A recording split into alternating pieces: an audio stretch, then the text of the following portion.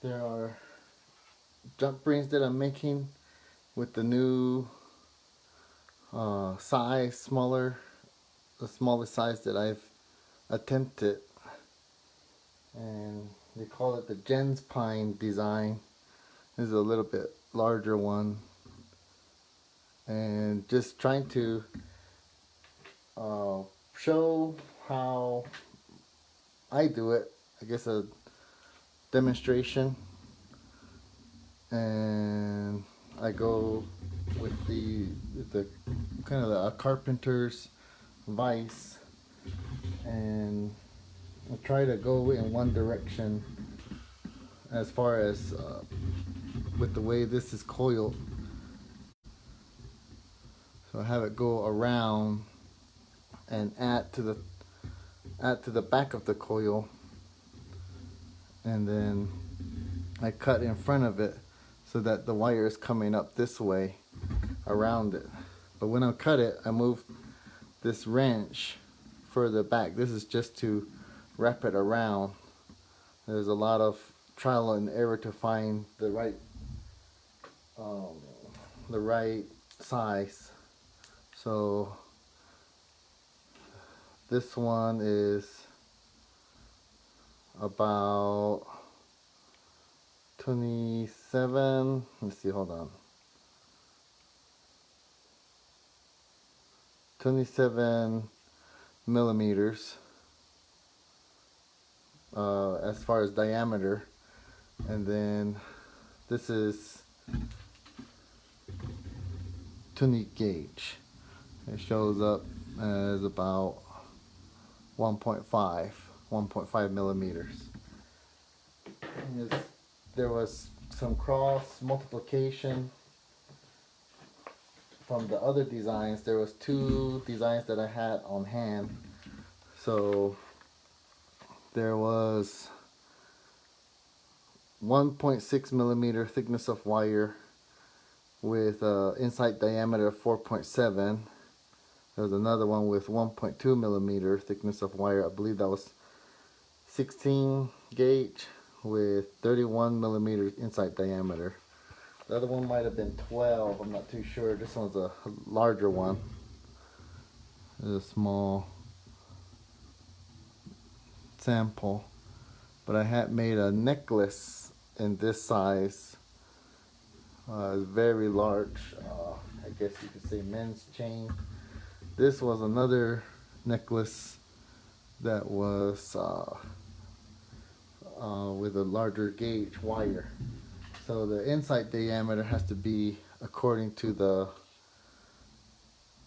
inside diameter for these designs to work.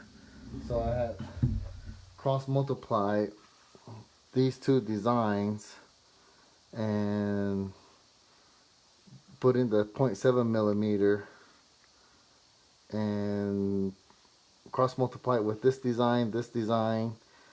There was, the first one came out to, the answer was 1.8. The second answer was 2.1 for the inside diameter for a thickness of wire of 0.7 millimeters. So I believe, so I started off with 2.1 because when going down in gauge, I want to start with the largest number, and then, yeah, there it is, 0.7 millimeter wire.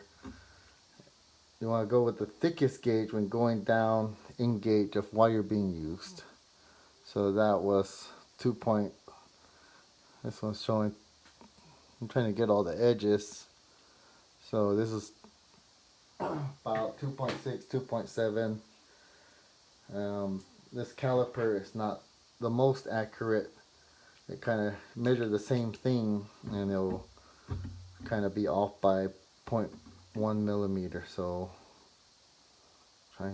now I was measuring this at 2.7, but now it's saying 2.6. So the math checks out, but it's not accurate. There was a wide range. Well, a wide range being you know, that you have, it's still trial and error, but you start off with an educated guess. So I have this one just clamped on the very top for leverage. It's just easier to fight against the coping saw. So with the coping saw, I try to have it in line as possible with everything, the coil of wire and the actual coping saw. And I start off with trying to line it so that it's at the very top. I've been making several jump rings from this, so I've already started it.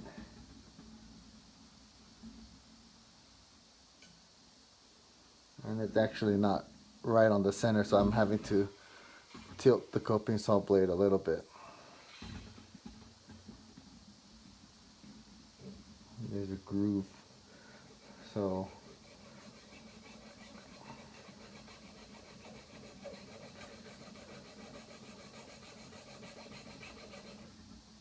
this is the thinnest coping saw blade. I believe it, I don't remember the names, but I believe it was like 0-4 or something like that.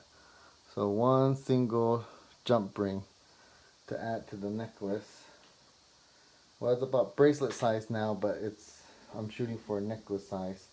And then when I move, as I cut, I attempt to have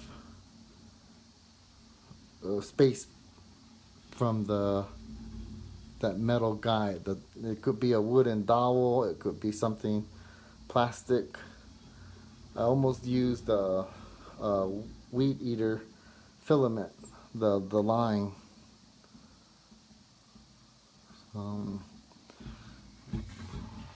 This little plastic thing on the bottom, I just cut it off from a milk gallon, and it's to collect all the silver that comes off the coping saw blade. So I got several that I had started, and they are very tiny. Well, this is tiny for me. This is the smallest I've ever done it. I've done little samples, even with 22 gauge, but I was wrapping it around the end of a ballpoint pen. So what I had done with the 22 gauge, not this one in particular, but I had taken even this off. I had even taken all of this off, just the metal tip at the very end. It kind of goes in further. It's a little cylinder. That was the size I was wrapping it around.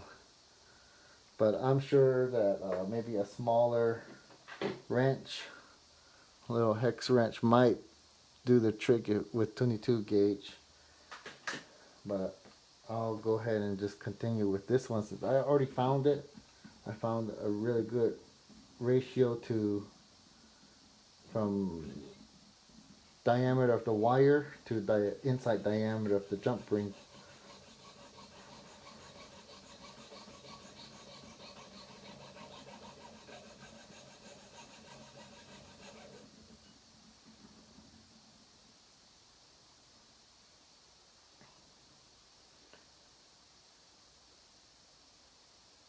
I worked with this gauge before, and I tried to make the Jens Pine design, and it's in between two designs. There's another design you put together in the same pattern, but requires a bigger jump ring, bigger inside diameter, and it will make a spiral design. It's not quite there, and then when it's hanging freely, it almost looks like the Jens Pine design, this is what it's supposed to be looking more so like. It's almost there, but the jump rings are just too big for the gauge. Now this one, I could add one more to this design, but the jump rings are so tiny that it's impossible to add a second jump ring after this. it's just so dense. There's no spacing to squeeze in 2 jump rings after this point. It's just, that's just the nature of this design. And then this one, it's alright, it's good, it'll work, but it's on the very edge of being too big. Eventually, if it was just a little bit too big, it would end up looking like this. So that was how I defined the range, saying to myself, it's gonna have to be something between here and here. It has to be between this one and this one. But going to a larger, if I were to make something larger than this, whatever ratio that's suggested, I would go with the smaller diameter, going the opposite direction. That's just using simple arithmetic to come up with an educated guess for the next size.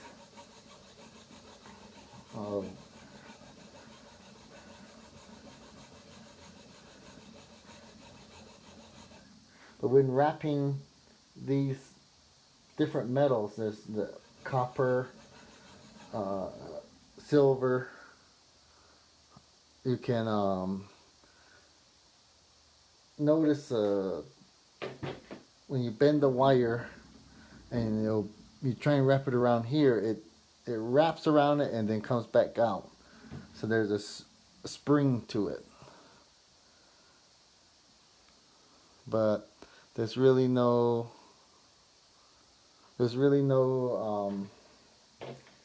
well, I guess that's what, you could come up with a coefficient of sort to try and more accurately decide how to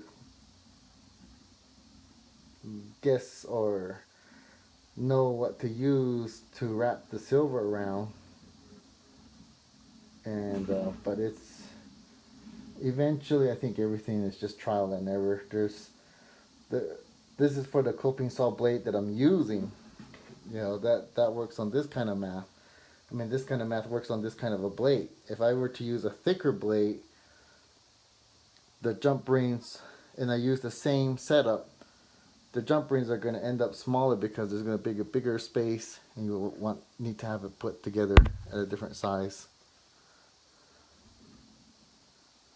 So I chose the thinner coping saw blade because it's taking away less silver and there's less of a change for the inside diameter.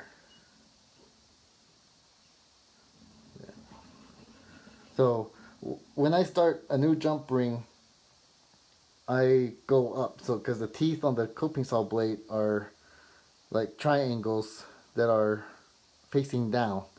So going down takes away the silver, cuts into the silver. Going up, it's kind of sliding on the slopes of the triangles of the blade. So there's a groove. That's another thing. When you joining the jump rings together, I want them as flush as possible. And if each jump ring is cut at a different angle, the jump rings are not going to be lining up so smoothly, and then it's going to be catching on fabric.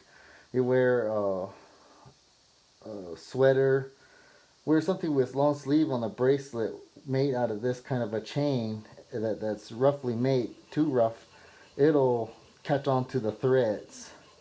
It'll also scratch the skin. It's uncomfortable. But this is when under closer at a closer look, just it's so tiny, but at a closer look, you want those flat pieces to be as flat as possible. It's just so tiny. But the flatter they are, so this, I can see it, but on the end of the jump ring, it's a little rough. You get rid of that roughness by cutting slower. But you know, cutting slower means making the chain the slower rate. But if you cut slower, and then the cut is much smoother, it's much flatter, and it's not so rough. Meaning there's like spurs to the rim of the silver wire. Just gentle back and forth will make such a smooth cut. It's not going to come off because there's too much pressure between the clamps. I take it out.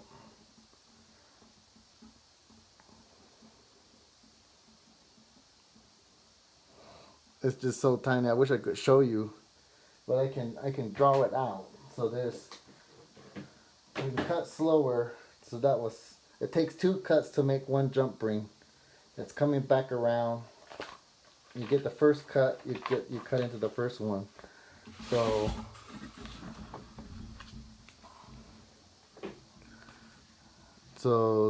looking at it kind of sideways, there's the jump ring, the wire is like this. It goes down and then comes back up.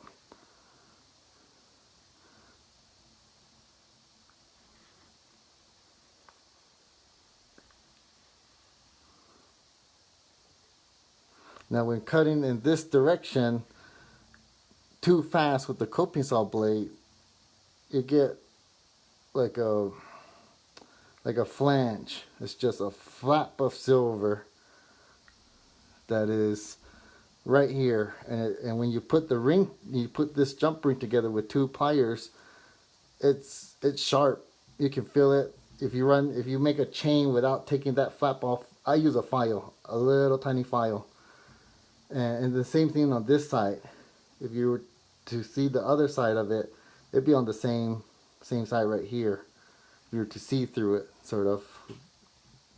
But if we're cutting the saw this way, it will leave this burr, or I guess my guess, it appears it's much bigger when you're using bigger gauges, bigger coping saw blade.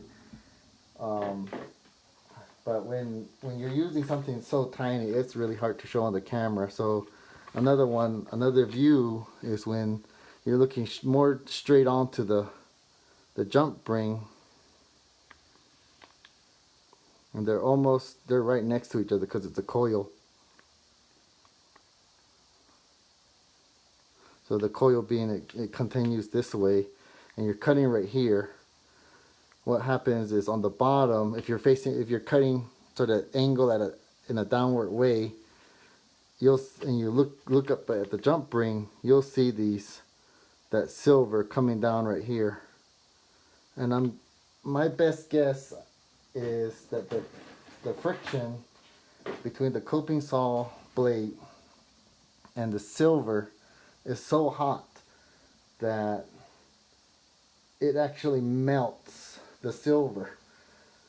So maybe the dust from the coping saw cutting into the silver maybe melts a little bit, just enough, and it melts onto the silver, and it leaves this flap at the end. So both these 2 cuts, there's the first cut, and now I'm doing the second cut, and that second cut is going to let that jump ring loose.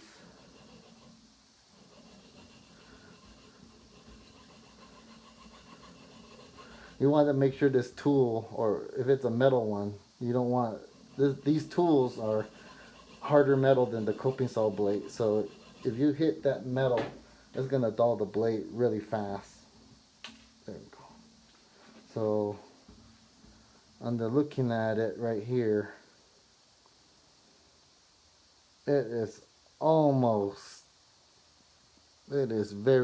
very smooth, but with the reflection of the light, I can tell. I don't know if you can see it, but it looks more of an oval. That one circle reflection right there is more of an oval instead of a real circle. It's bottom. This flap is on the bottom, and it's smaller. It's a lot smaller. So if I go really fast, you know, I can make a bunch of jump rings really fast, but that requires, you know, and I have these longer strides with the coping saw, and I go much faster, you know, sort of like this, you know, the jump ring comes off really fast, it cuts through, but take a look at this now.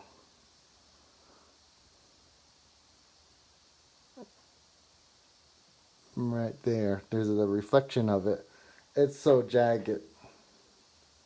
So not only is it just a little flap, it's coming out like, let's show you. So here's the wire gauge. Here's the jump ring coming back around.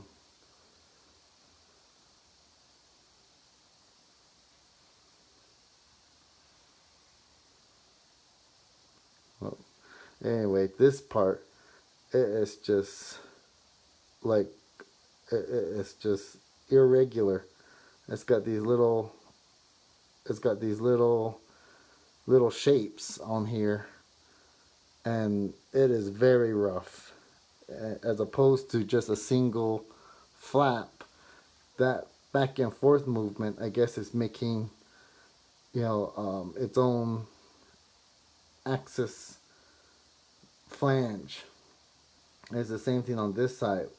It is very jagged, almost like a saw blade almost on its own. But it is, it might be hard to see on the camera, but even just feeling it, I can, you know, running my finger along the edges, I can feel the roughness. And some of the customers, one of the things is when they feel these chains, they get a chain and they see it, and then first thing they do is feel it, and they're feeling, and they can feel the roughness, even if they can't, if nobody can see it, since these shapes are so tiny that you can't see it on first look, but when you feel it, you can definitely feel it with your skin. And then when you're rubbing it against cloth, you know, you'll be catching individual threads. You know, this one's is pretty good. It'll be catching onto the threads, and you know, you'll see little loops being pulled out. But, and then, you know, if you run into that same customer again, they're going to be telling you about it, because I used to just not care. I was trying to make the most amount of chains in the quickest amount of time. Now I'm trying to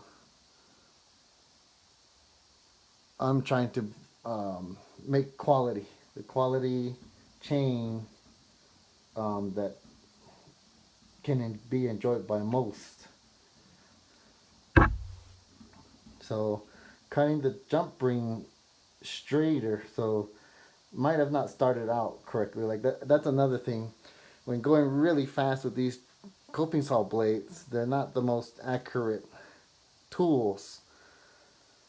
And the way I'm holding it, I could be, you know, cutting it at a slightly different angle from each other, up and down. But the idea is, from the previous cut to the next cut, you want the same angle. So how do you see that angle?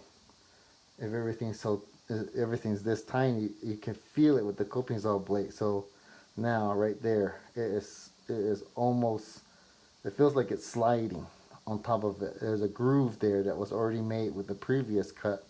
So now I know this cut is going to be in line with the previous one. So you want every cut to be similar to the previous cut, because so the jump ring ends can match up, align up smoother. Because you can go online and find jump rings for sale, and you know, they sell it by thickness, by inside diameter. So I just picked this up at Harbor Freight. Here's how I measure the inside diameter. On the other side of the caliper, you just put this on the inside of the ring, and then it's about 2 millimeters.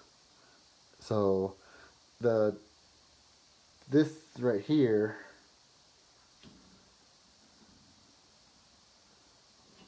got this tool, the wrench. Let's see. See, the thing is, I need to put.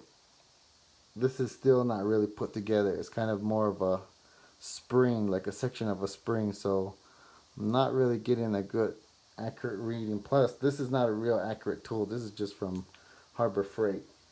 You get the, there's brands for the calipers, and if the more you spend in that world, the more you spend, the better the caliper. That was more ballpark. Like I said, it's off by decimals of a millimeter. I don't usually have to, I usually don't require that kind of accuracy making these kind of chains, but when it's this tiny, that's when fractions of a millimeter, tenths of a millimeter are going to make a different design. So I could just slightly increase this design, the inside diameter, with the same gauge of wire, and I'll end up with a different design. But I can't go any smaller. This is probably the only design where you go too small than this. This one is not flexible. There's a little bit of flex in it. Not much though. It's barely moving. It's so, just so packed that there's no way. I mean, you make too long of this thing, it won't even function as a necklace. It won't even function as a bracelet. It'll be like a bar of silver. It's so compact. And then the trick is never let these fall to the ground, to the floor. Then you're on your hands and knees with a flashlight. It's just horrible. Then because they're round, they just roll everywhere. It'll be lost for weeks. I don't know what it is. You get a broom, and the broom won't. I know what it is. It's the roughness. The roughness, it prevents it from sliding on the floor. So when you got a broom and you're trying to sweep the floor and get a bunch of fallen jump rings, the jump rings just stay in the same spot where it fell, and the broom can't slide it because it's just too rough. So after putting the chain together, after I put each jump ring on, so I open up the jump ring, put it through the chain, and after putting the ends together, I'll file it then. After every placement, because I'm not soldering these, and I've seen bracelets, chain bracelets that were soldered, and their minimum is like $350 and $350 just to be soldered. And I've talked with other silversmiths. I've not met one in New Mexico that solders chains. But what they say is you get a chain like something like this. If I wanted to solder it, I would go with each link and find the ends and solder it. Put each end facing up, so that way when I lay it on the table, I get, I guess a real fine torch. I guess that would be like a hydrogen torch tip, just some really tiny torch tip. That way it's not, affecting too many of the rings nearby. That would be something small like this. I think you could get away with an oxyacetylene torch tip if it was chains this big. But I'll go ahead and show the making of the chain necks.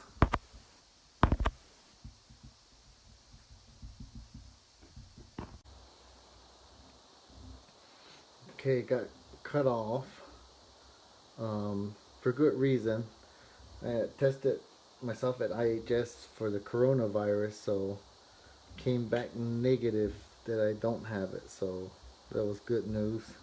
Had to turn off the live video to answer the phone call. So I'm trying to show this. It'd be nice if I could do this with a larger jump ring again, but these are mirror images of themselves, of each other.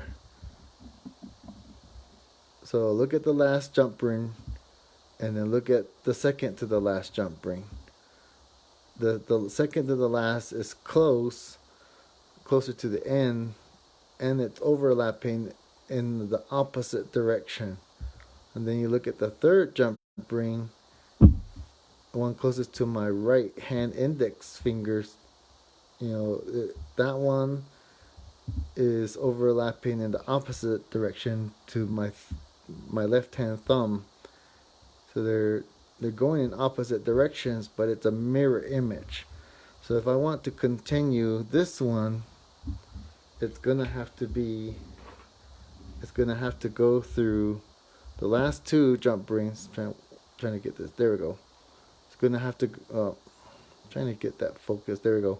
It's gonna have to go through these two jump rings, this one and this one, but it's gotta go in such a way to keep this overlapped.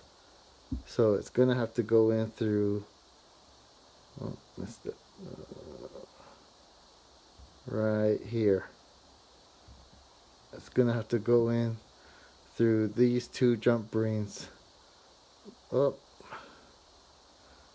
so I'll just do it. Hopefully it's viewable. This is just so minuscule that I can barely see it, and if I can't see it, you must not be able to see it. So here we go. Gotta kind of have to flip it upside down. Make sure I don't drop it.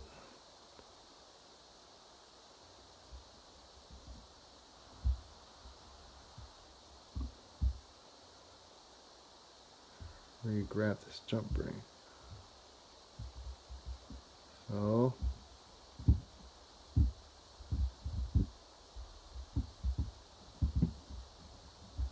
alright, sort of got it.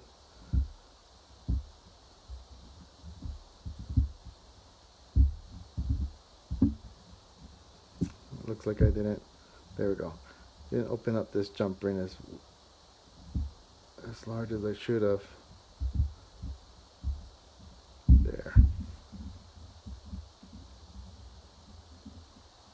There we go, finally.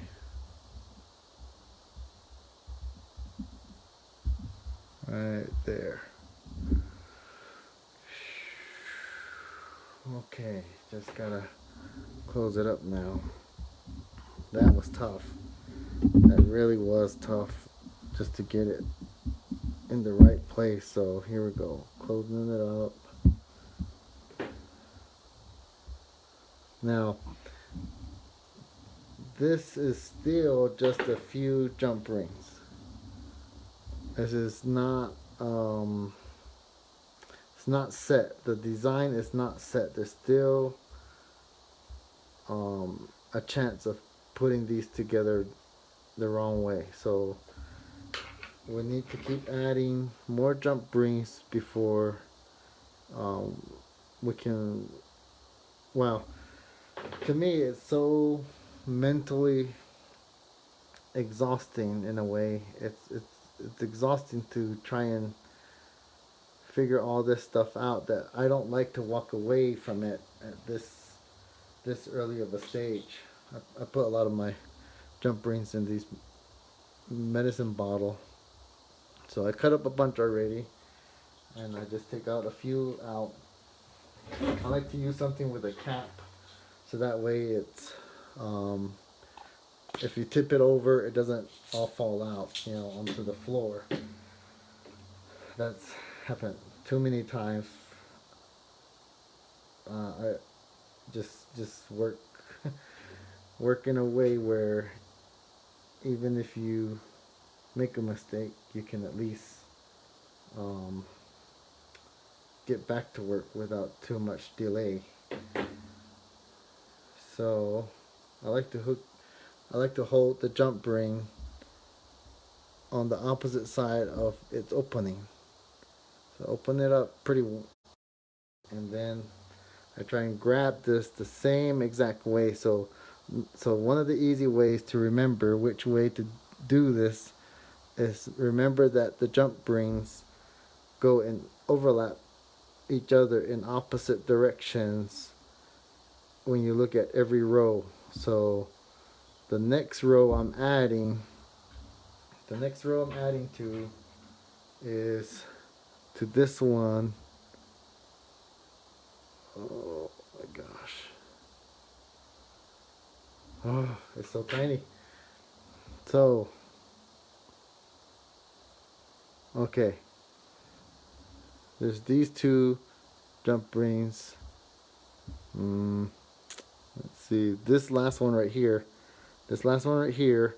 And the next one right that it's overlapping on the side. That's the row I'm adding to. So I've got to place it above. So I'm going to just double check the design, and I got it. There we go. That was easier now, because it's more, the design is more stable now, because as long as the jump rings are a good size, the right ratio to inside diameter to gauge of wire, it's gonna set right. And then it gets easier with the more jump rings added. So close this up.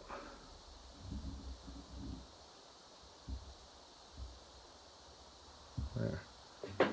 So even though I got a necklace started, I'm really doing this one to show you guys how to do this, and I'm trying to get a reference, so that way the next time I do this and get some more, I start an entirely new necklace, I want to have a reference point and say, okay, I just need to copy this one right here.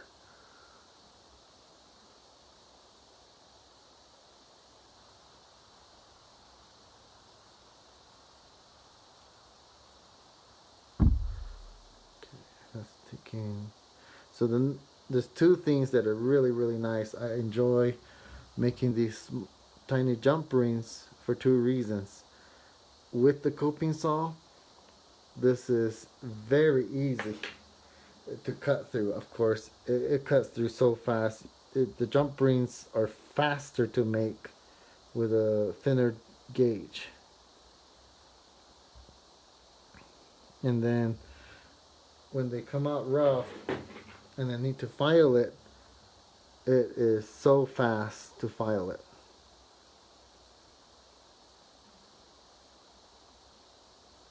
Already, that's smooth. So let's review. We've got these two, this jump ring right here, right there, this one that I'm moving, that one is underneath this one right here, right there. These two are in this part of the same row, and with this one higher, this part lower, this part higher, this part lower. Then we rotate it a little bit, and now we can see the second row of jump rings. This one is kind of angled right here, this one's angled a little bit right there, so this one's overlapping this one. Now we rotate it a little bit, and now the jump rings, see, that one's matching the rest, the order of the rest right there, right here. This angle of the file that I'm holding, and it's overlapping this one and then it's overlapping this last one. It's kind of lifted up right there. They're all part of the same row, and they're overlapping each other in the same direction and opposite from the next row. So this, in this row, there's only two jump rings. That's this one right here and this one right here. This one that I'm, so they're both at an angle that is opposite from the other one. So rotate it one more time, and this one is opposite angle. This one is right here, it's in this angle. This one's right here, this one's in this angle. This one is this angle right here. So that's how I check the work. So this one's much bigger. You can see that it's following the same design. This one is overlapping this one, and it's overlapping this one. They're all at this angle. You rotate it to the next row, and this is overlapping this, which is overlapping this, and it's at this angle. Rotate a little bit more. There we go. This is overlapping this, going this way. This one, this is overlapping this in this angle. So that's one way to check the work, because you just keep going in that pattern, and it really does matter. You don't just grab two of the last jump rings and have the last jump ring go through two of them. They have to go in such a way where it continues that pattern. If you do not continue that pattern, it's just it's already confusing as it is for me. This is the most confusing. So some chains, they're called like 4-in-1 or 3-in-1, and a lot of the simpler ones, and then there's like 5-in-1, 6-in-1. So to put it simply, a 1-in-1 chain is where it's just end to end. So this Jens Pine chain is a 3-in-1, because there's 3. As you add on, you're adding a jump ring. Let's see, actually it's 2-in-1 now that I think of it. You're adding, every time you add one jump ring, you're linking it to 2 jump rings. Let's see, I might be confused because this is a very uncommon design. This is unlike any design out there. There's Persian chains, there's Japanese chainmail, there's Byzantine chain. There's so many different chains out there that are way easier. They're more understood. This one is just one of the most, I guess it was confusing to me because it looks so simple, it looks so thin, yet the order, which way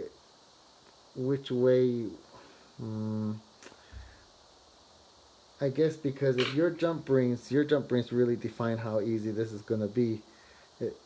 If this was any larger, these jump rings were too large, the opening of the ring was too large, it would be much harder to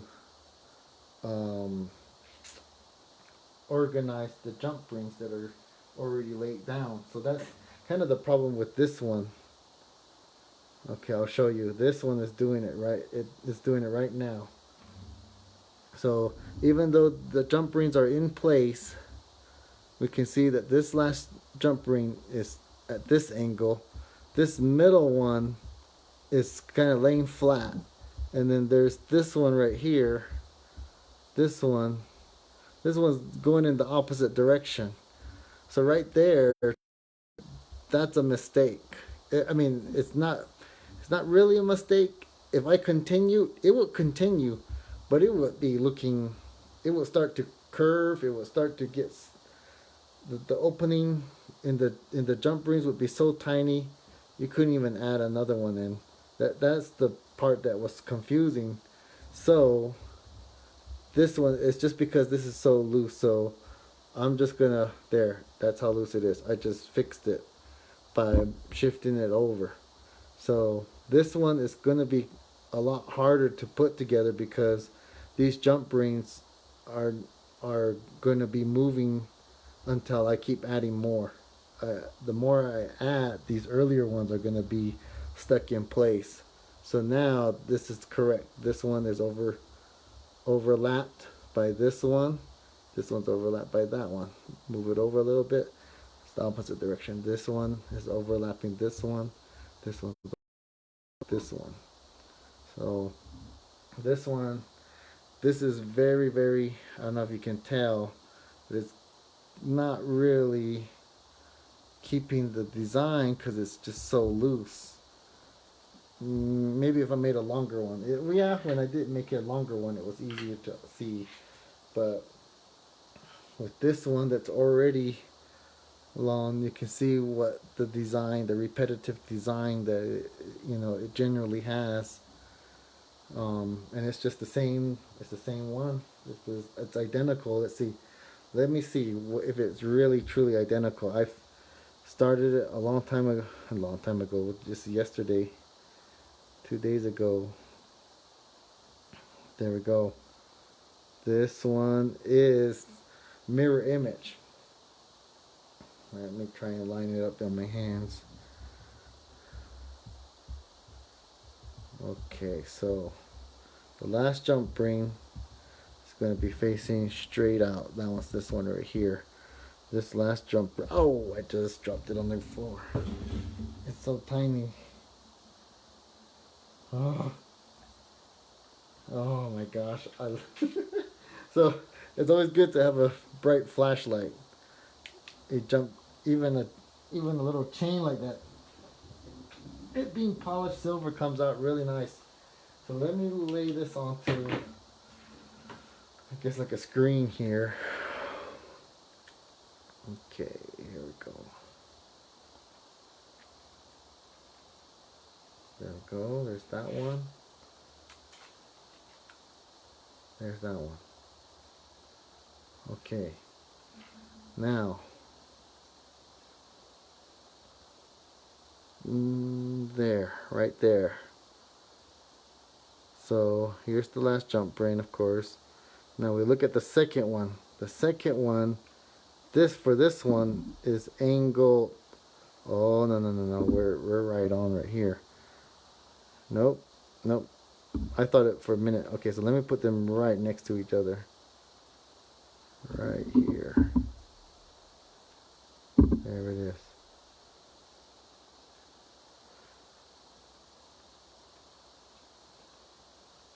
This demonstration really should be done with a larger jump ring. Okay, so here's the last jump ring. Here's the last jump ring. You look at the second one. Here's this one. That's the second to the last, or yeah, second to the last. Here's this one. This one's second to the last right here. They're yeah, these ones are identical. Let's see. Nope. I keep going back and forth on this. These are mirror images of each other. This second jump ring is angled like this. This jump ring on this side is angled like this right here. So these are mirror images of each other. So those are the two possible ways to do this chain. Now you bring this one in.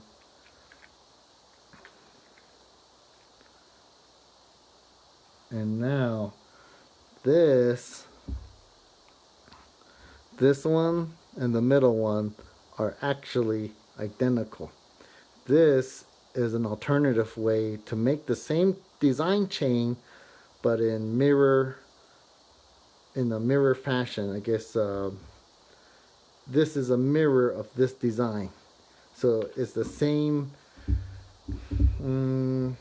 similar pattern, it's still called a Gens Pine.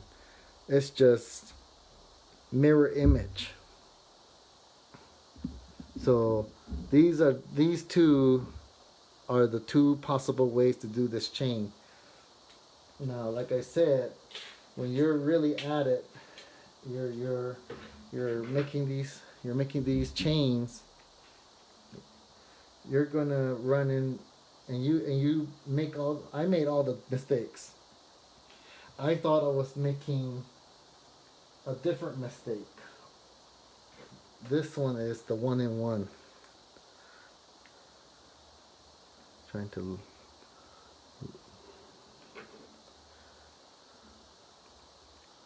So there's terminologies. There's 1-in-1, 2-in-1. So this is what they mean by 1-in-1. There's just one link that goes into one link. There you add to that, you add one link that goes into one link. One link to one link. You're just adding one link at a time that connects into one link. One link that loops into it. When we add to this chain, we're gonna put it through 2 jump rings. At what angle and exactly where, at what orientation. So like this one, I can tell we add the jump ring the way this file is going through the last 2. So this file is going through the last 2. It's not focusing. There we go. This file is going through the last 2 jump rings. So this, and then it's going to go into that style, I guess, in that order, because of the angle of the 3rd jump ring. So there's a row. There's a row of jump rings, and we're adding to that row. There's two of them.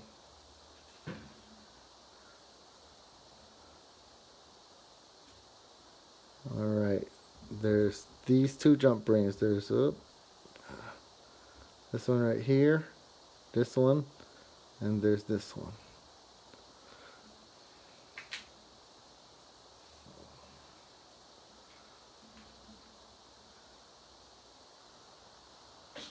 Grab more.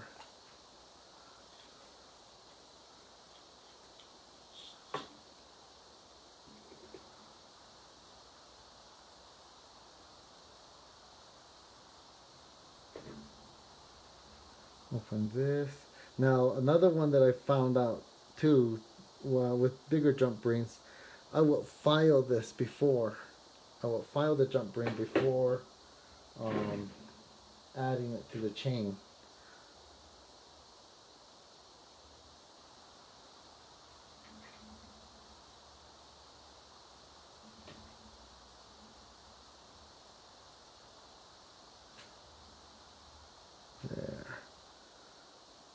There it is.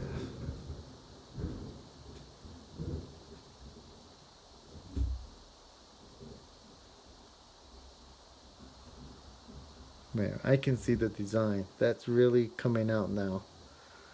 So even though I call them rows, in the long run, this chain will actually start to spiral just a little bit.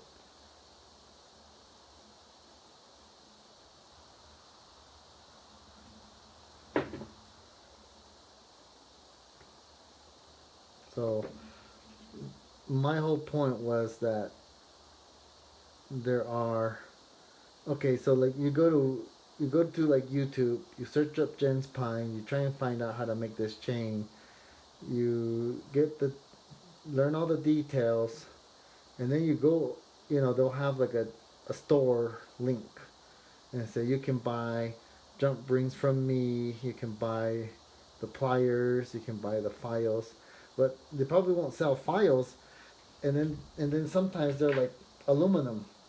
So it's more like there's people who go about this as a craft and say this is just a hobby, something to do, whereas for me this is I've been working with many different metals over years, and I know how copper, acts when I try and make a jump ring out of it.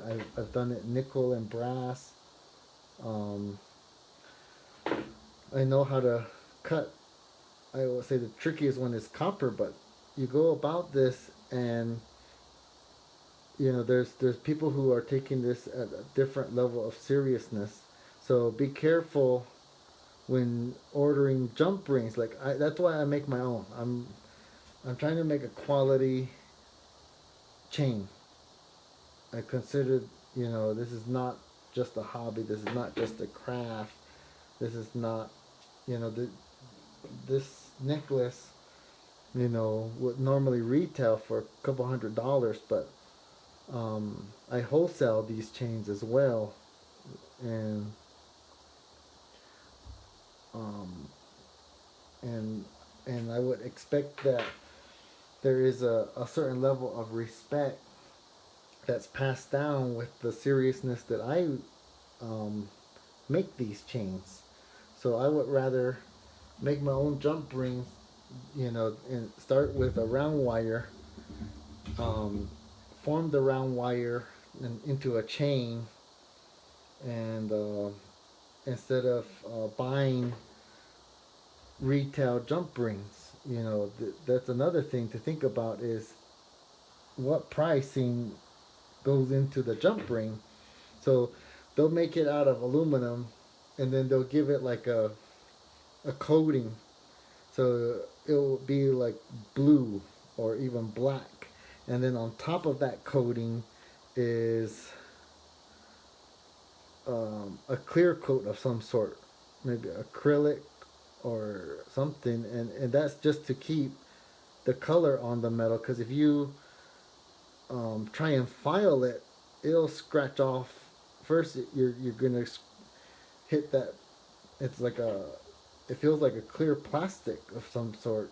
I'm saying acrylic. I'll just say it's something similar to that. I don't know how the process for coating it. I believe they do an entire wire, then they make jump rings out of it.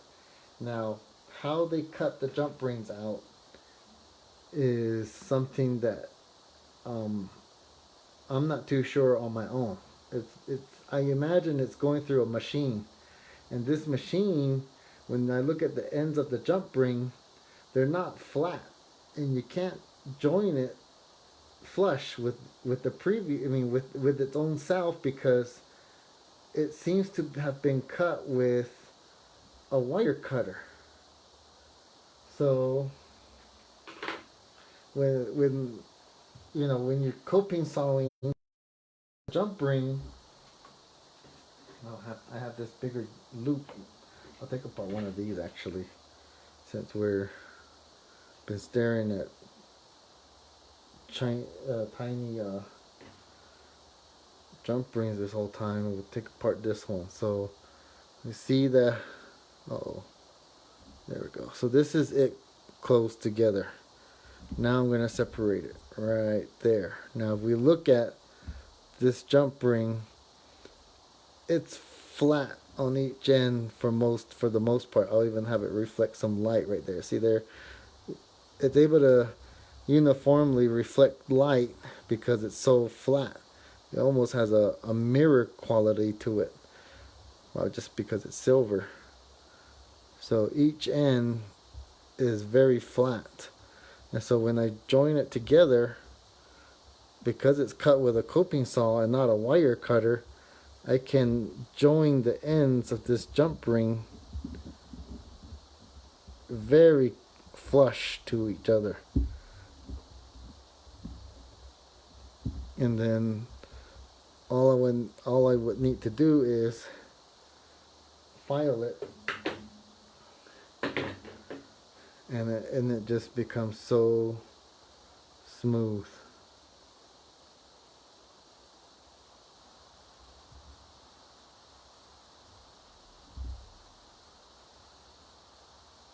A little, I know why. So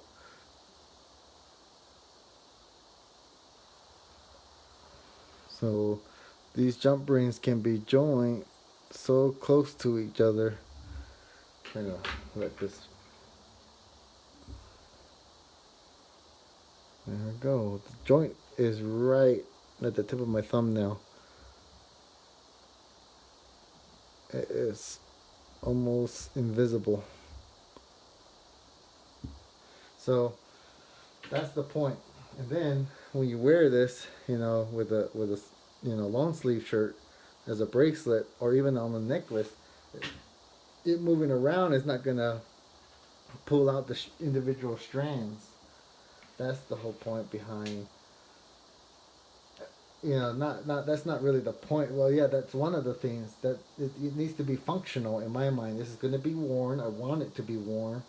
I want people to be able to, pick up these chains, wear it on, and then they don't have to be worried. They can wear a nice shirt that has a long sleeve, or they can put it around their neck, and if it's going to be in contact with some kind of a fabric, or even their hair, it's not pulling their hair out, and that, the smoothness to it is what really adds to how it feels, how functional it is when worn.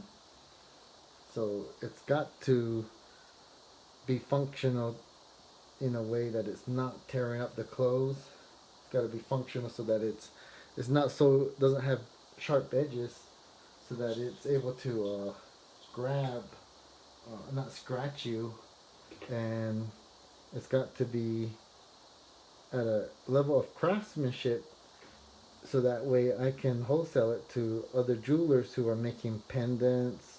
Maybe they're making like for instance, I'm not well versed with lapidary, and I really look up to the people who know how to work with stones, because they I don't have the tools. I don't have the tools, and I don't have the experience in successfully shaping stones, and precious stones, setting them, making them to. I know what's possible. I know they can be made into beads. But I never started it, and the equipment, it seems it I wouldn't mind saving up for that, but it's just expensive to look into that. To start investing in that direction will require hundreds, maybe 1,000 or two, just to get started with lapidary, because there's the sanding, there's the grinding, there's the cutter. You got to cut the stone. There's a whole process to it. Whereas people who've already made a name for themselves to be able to work with stones, I would just rather sell my chains to them, and then them being in the same situation with the chains. They're saying, well, I can watch a million videos and try and figure out the chains and practice, but if there's a time, say Santa Fe Indian Market's coming up, and you already made the pendants, and you wanna be able to say, this necklace is 100% handmade. They can just buy my necklace chains, put their pendant on it, and hopefully it's good enough to have a quality piece of jewelry on it, a quality pendant. These artists are going to be, I hope, I know, so there's artists out there that put real quality effort, seriousness, dedication, time to their pendants, and they want a necklace that can at least match their craftsmanship, to the point where they can show their customers, their collectors, and say, it's a good quality chain to match a good quality piece of jewelry. to go along with it. And now it's not, they don't have to say the pendant is handmade, but the chain is machine made, bought at Zales or something. It could be, well, these two artists know each other. They collaborated. One made the necklace, the other made the pendant, and it's all handmade. From the Southwest here. There's another jeweler out there. He's 40 miles away. We can say that. This whole necklace is handmade in New Mexico. Native jewelers handmade everything about this necklace, from the chain to the pendant. That's what I hope for with these chains, and also that they can stand on their own, where somebody just wants a plain, not something plain, but a nice chain to wear, and not necessarily something that is a pendant, no pendant on it. That these chains can stand on their own. It's made into a nice design, and for its own design's sake, can be worn on their own without having to require a pendant, because they're not absolutely plain. It's not completely only a chain to hold something. It's also a nice chain that is well crafted and quality made, as a jewelry piece on its own. So I hope you enjoyed it and understand, and I encourage anyone and everyone to try this on their own, because it only takes a few tools. There's two flat nose pliers that I use. There's a file. There's this clamp. There's the tools that I wrap the silver around, which is, like these little wrenches. I hand polish with a motor, automotive chrome polish, and then coping saw. Very inexpensive setup that can make some nice jewelry, and it's right up there. You could, back when gold was very inexpensive, I remember there was several people who were doing these chains, and they had gold chains, and they had chains with silver and gold combined. They were making their own patterns. Some were accented with gold, so maybe if it was a bracelet or a necklace, just the middle part would be gold, and then the majority of it was silver. I remember where there was a pattern, every so many links was gold, and then most of it was silver, and then another jump ring would be gold. And so I imagine they bought the gold round wire, and then use the same process, same tools that they use with the silver, and then just add as part of another layer of design. That would be the alternating colors, because you can get nickel, copper, and brass and come up with your own colors. Like each row could be one color, one metal, and then the next row is another metal.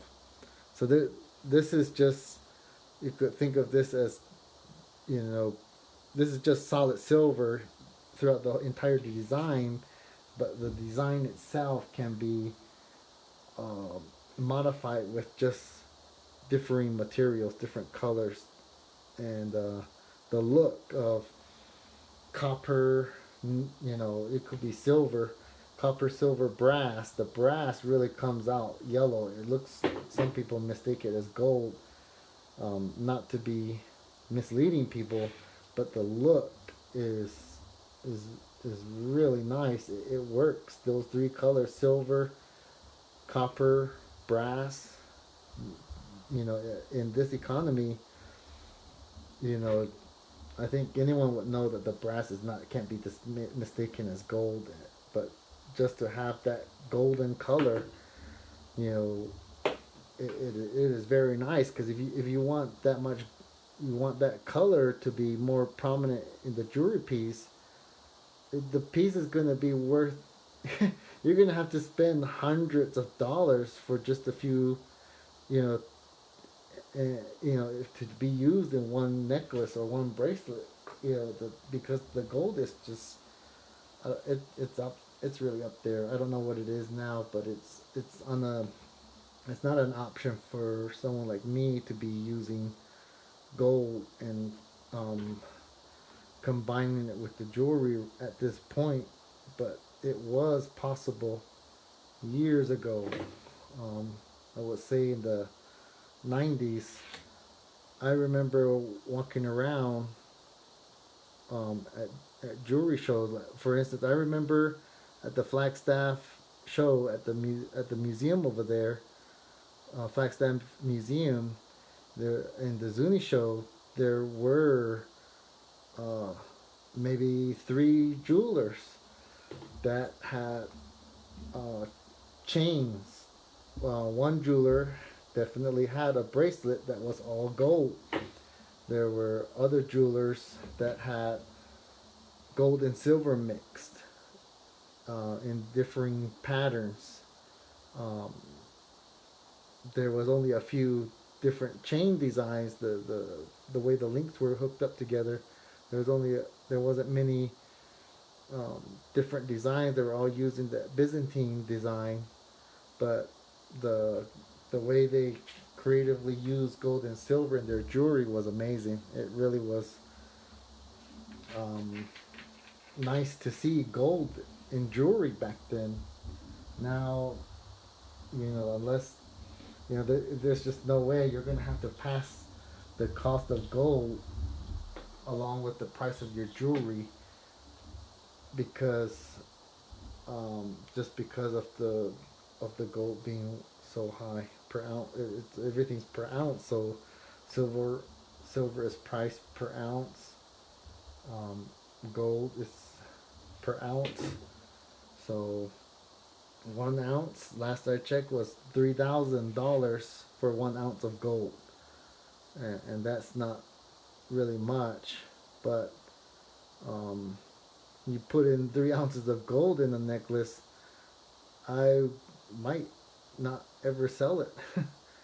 And then you know it's that's just not where my customers are at. You know, I'm not, there's not really collectors that have their eye on me. At that point, I wouldn't mind, you know, if there was collectors going after my jewelry. But another thing is this is seen as contemporary. Not really. The traditional way about it is the inlay. Um, you know, Zuni jewelry is with the inlay. So can't say this is really Zuni traditional jewelry. But if somebody asks what kind of jewelry, I'll just say contemporary.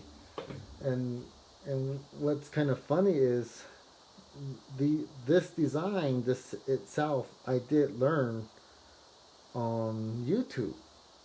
I was on YouTube and just kept wishing I could make it.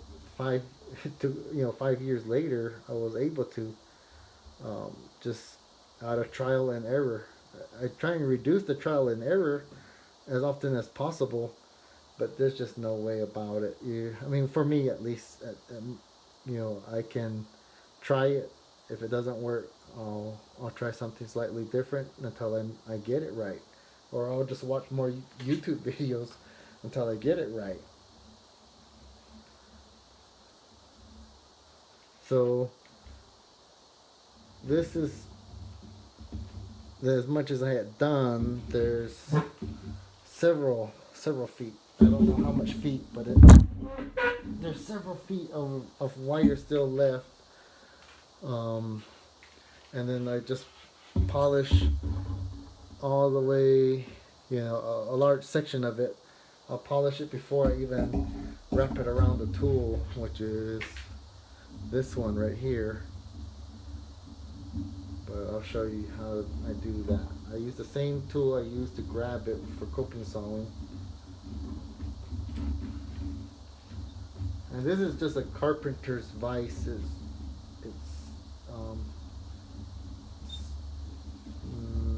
You could just use, I guess, a regular vise, but this one isn't required to clamp onto a table. So like, I've been on road trips and I can make these chains on the road in the car, mainly because there's just no electricity required to make these chains. So I just connect it, I have it clamp on the end, and then I just rotate it by hand. I put some tension on the wire here, and then I just roll it. There's other tools for this kind of stuff, but this is just the way that I do this now.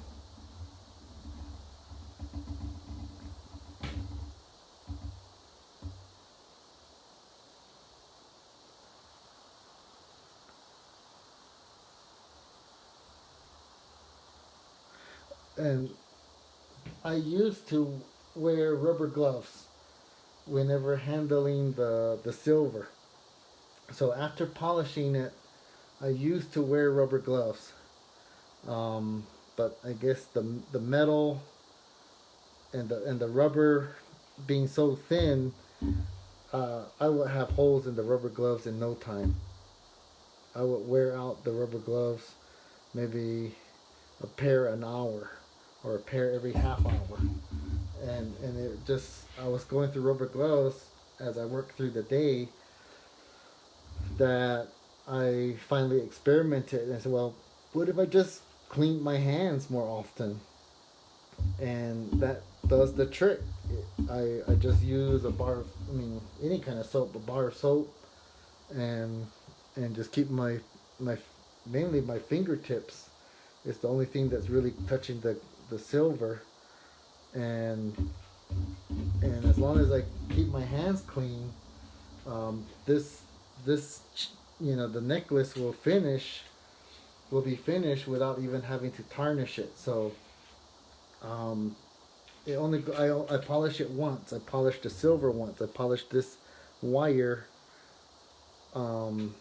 before I form it into jump rings, and then I put it together as a chain, and then that's that. I don't tumble it or buff it. So that's another safety.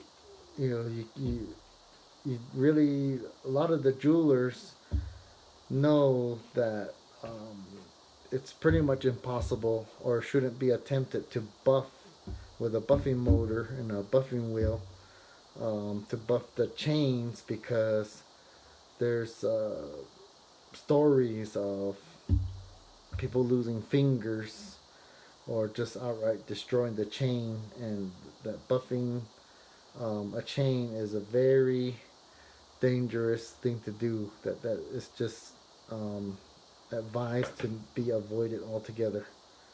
And I've done it before, and it is scary, but what I used to do was wrap it around something. This is probably the only safest way to buff a chain, which is highly, you really just don't want to do it at all. But what I would do is I would roll it onto something like a pencil or a pen, and then I hold on to it, of course, and then have the buffing wheel go against it. But the nice thing about polishing the wire before use is that inside the chain is polished. If, you know, if not handled too often by dirty hands, this chain will keep its shine for a long time, especially if you put it in a Ziploc bag after finishing the after finishing the bracelet or necklace, which I usually end up making our necklaces and bracelets.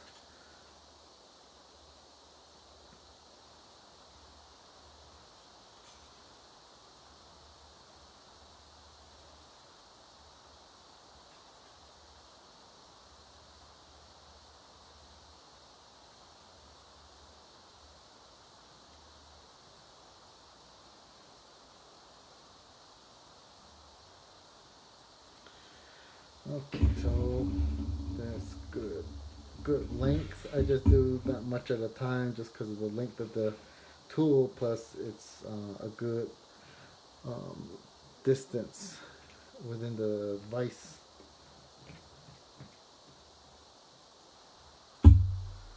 And then I make sure that the end, after having cut some, I make sure that the end of it is going to be facing up when I clamp it here. So like that.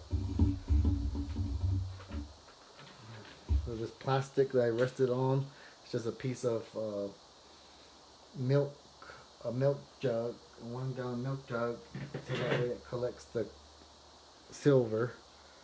And then I make sure that this tool is further away from the end. That way the blade doesn't touch the tool, which is made out of a harder metal. It'll dull the blade faster if you keep running into that.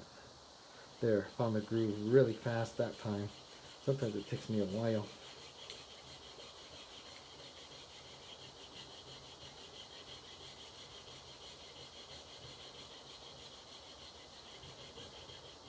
There we go. It's pretty fast to cut through. My blade's probably getting a little dull, but that's pretty fast to get a cut through a jump ring. For me, it's really nice to cut through that fast. Of course, the thicker gauge will be a bit longer.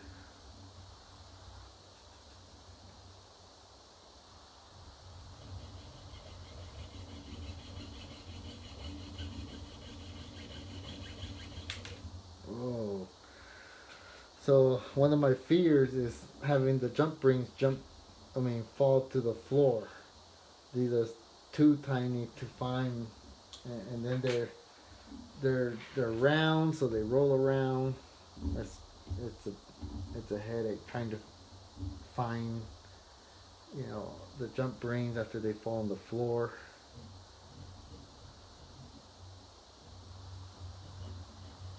There we go.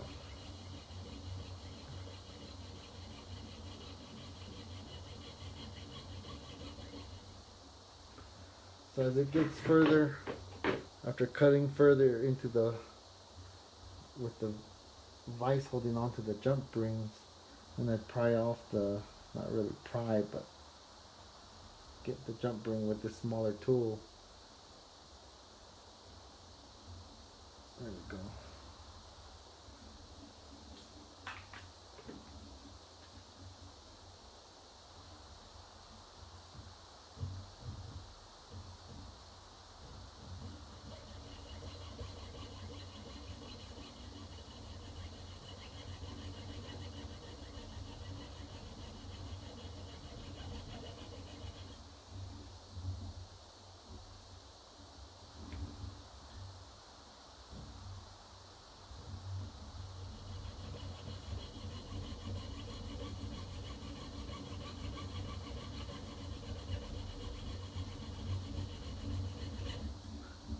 I could hear it hit the tool, so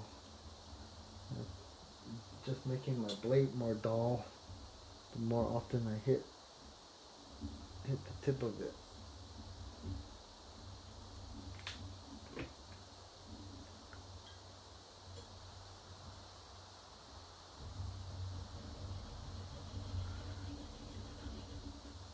So it's going a little off center.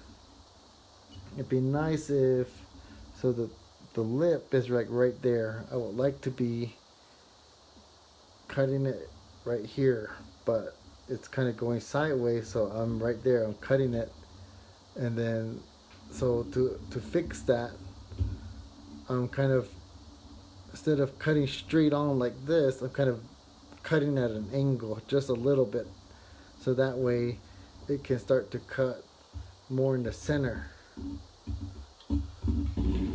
So let me see. So here's the end, and then let's see, it's going this way. So it's kind of going like this. It's like exaggerated coil. So with the coping saw blade, when it's straight, I want it to be right in line with the rest of the coil. So when I'm looking at the coping saw blade, I want it to be cutting right there. But what's really going on is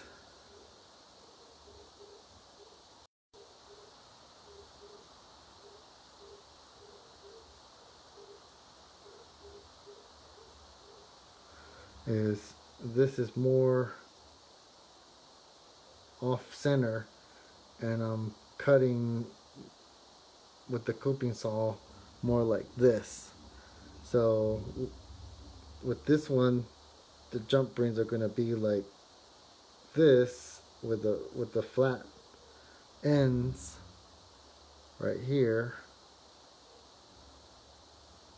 And this one, the jump rings are going to start looking like, it's going to be off.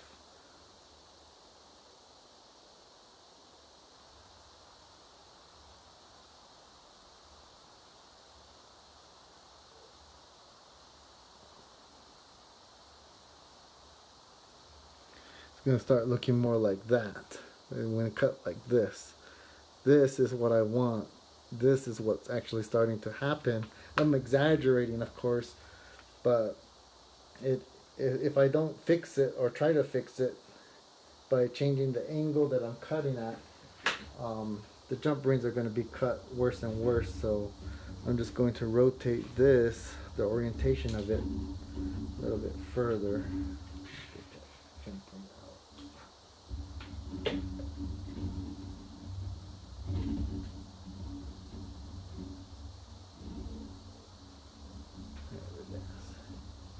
So now I got the orientation of the jump ring, but the cutting angle is still going to be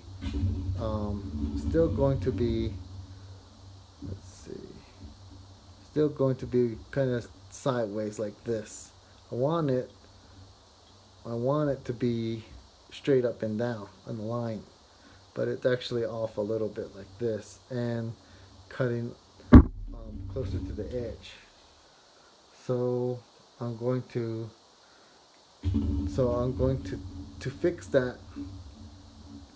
I'm going to have to go along the groove that's already there, which is about, let's see, I can find it right there. So it's just a little off right there, but I'm going to tilt my coping saw like this.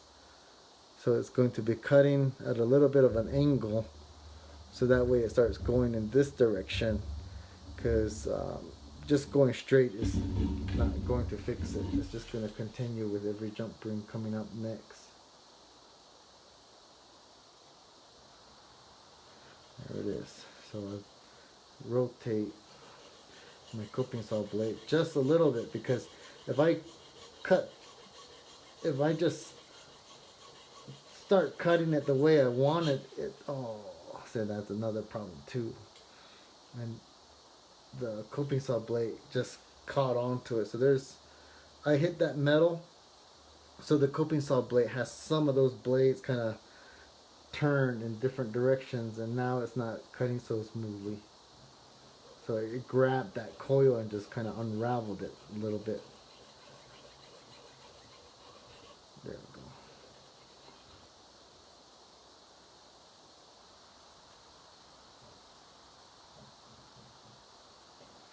Yep, made a mess of this one, but it's fixable. So I just need to be very careful and make sure that my cutting is matching the ends. So this jump ring is still usable.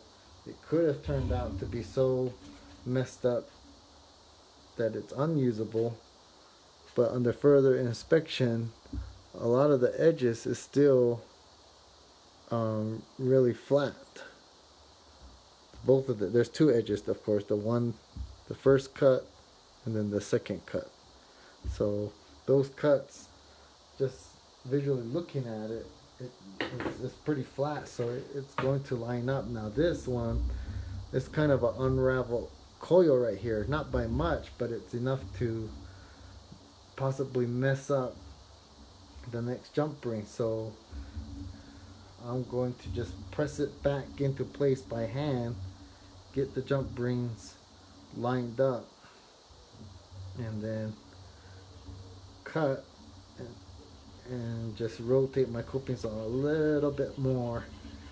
That way the jump rings can meet up flush with each other, plus there's not they're all usable. There's not so much scrap being made. So this is another one. This is the last one. Just to take a look at it. So when I'm joining some of these, you know, the angle of the cut is just a little bit off to the center, maybe by 3 degrees. So let me see right here. I've got the cut line so that it should be cutting like this. So let's see how far it is.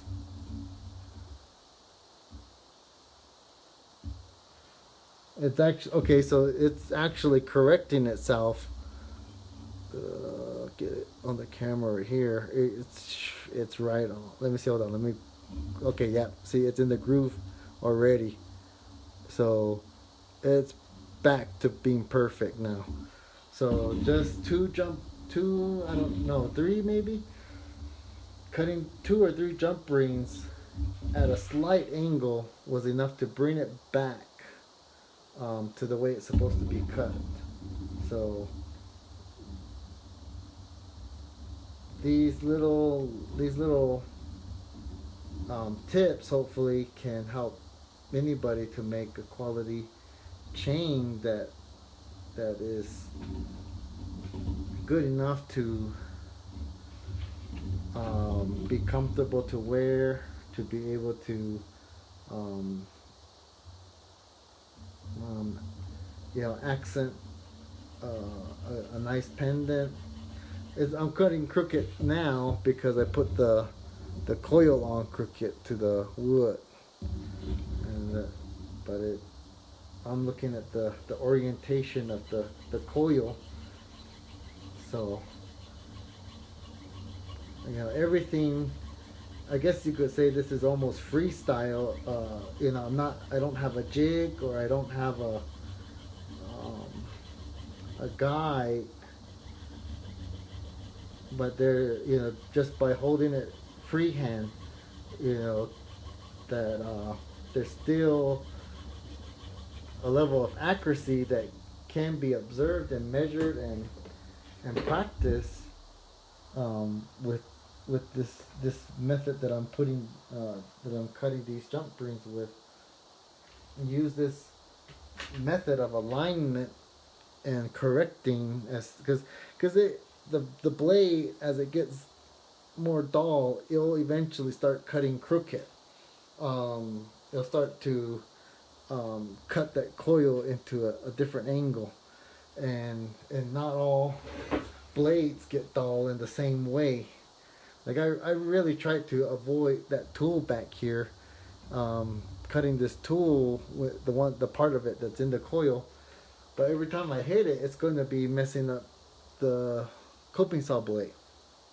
If I can completely avoid that, just the act of cutting the silver is gonna make it dull anyway. So it's you're gonna have to compensate these irregularities that form in the blade as it gets dull.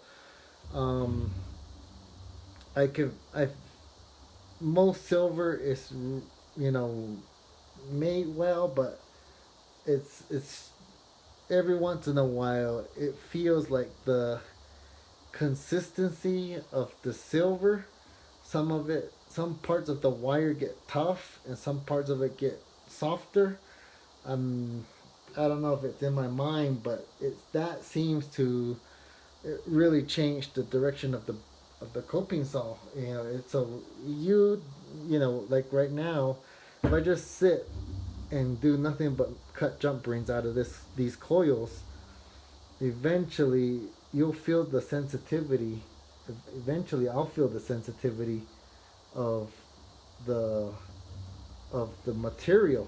I mean, how the varying consistency of the material. It's not very consistent. Not the and I don't know. Maybe it's the coping saw blade. I don't know. That's what I feel. You get to a certain section, and the and you look at the way it's cutting, it'll start to veer off in the opposite direction, and then you get back to the soft point, and they'll cut more straight. I don't know. I don't know if I don't know. All I know is it will cut in different directions. I should just say that. More to the point, cutting with a coping saw into these coils is not always. It is, even if you're as straight as possible, it will cut into different directions, and based on, like, after cutting it for a long while, after cutting this for a while, the sensitivity to feel it starting to pull, you know, and to be tougher to cut, all that will be felt, and you can I've been able to feel it, and I can say, okay, it's starting to get tough again. I'm gonna rotate my blade. I'm gonna rotate the saw, you know, this much, and it's gonna compensate for the way it's veering off to the left or veering off to the right, and you get a feel for it, and even just watching it as it cuts, you'll see that, okay, it's still going straight, so I'm going to rotate a little bit more. I want it to turn more to the left, and so I'll start angling it so it turns to the left. But I think it's just I think it's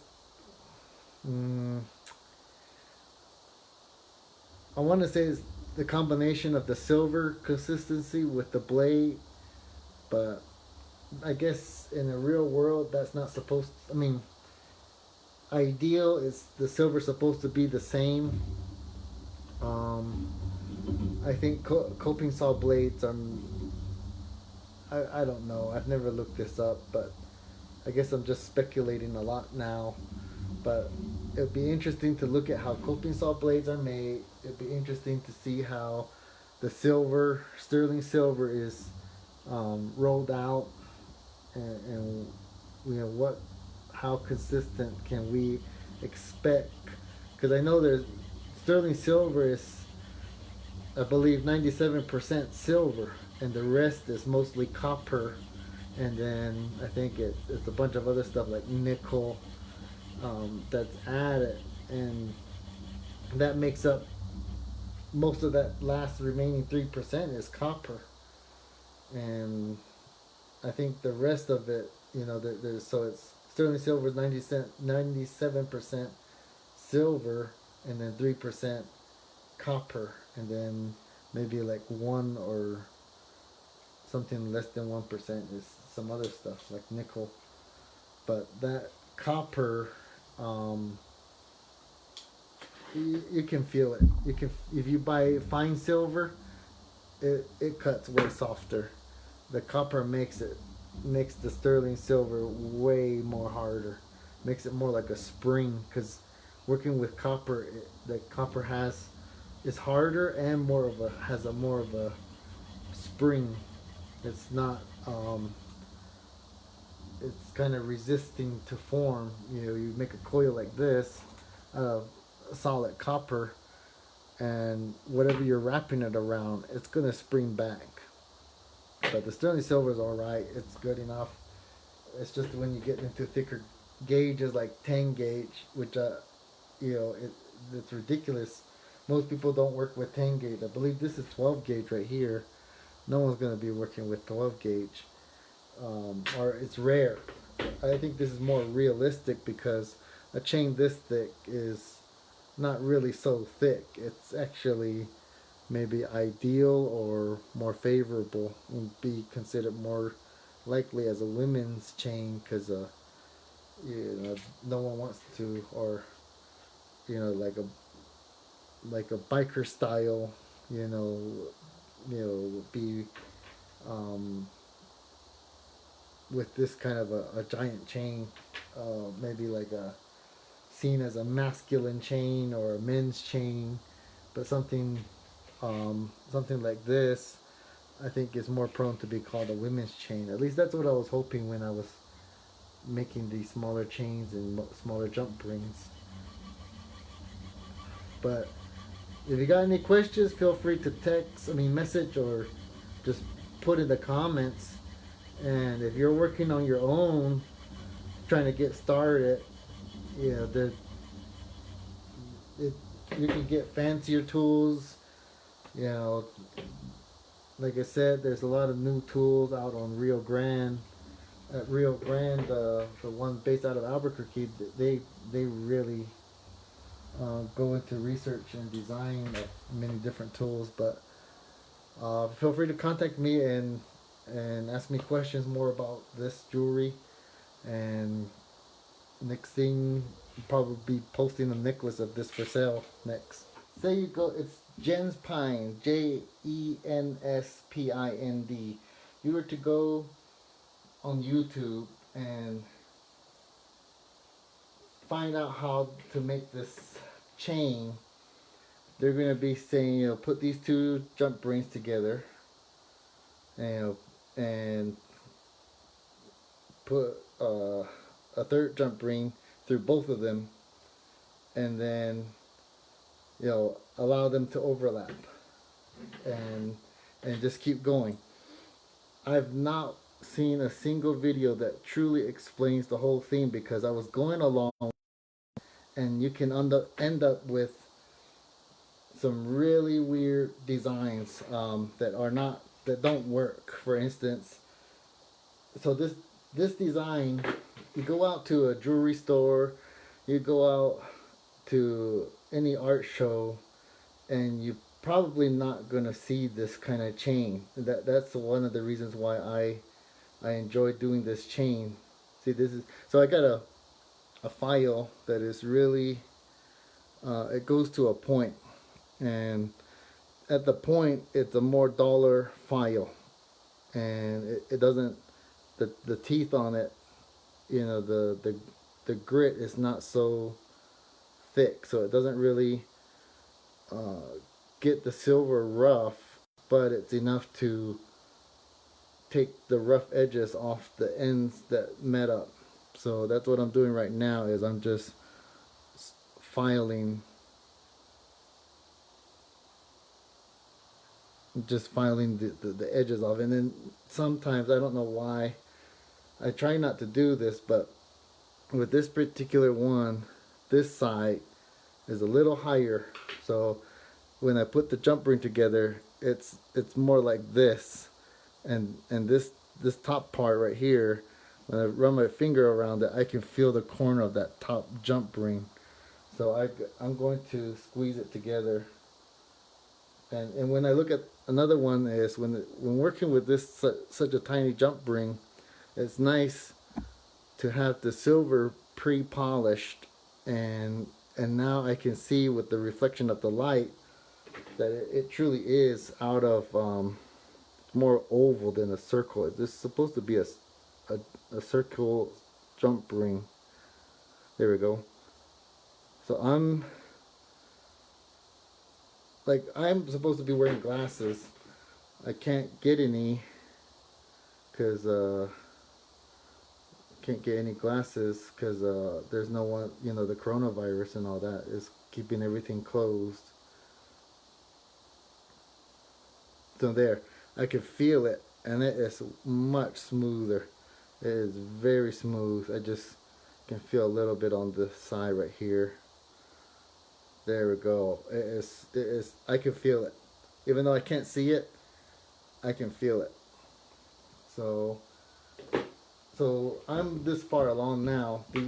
This right now with this one, and it's probably just under. No, it's still got a lot to go to be a neck, to even be a bracelet. It's still, there's still a lot to go.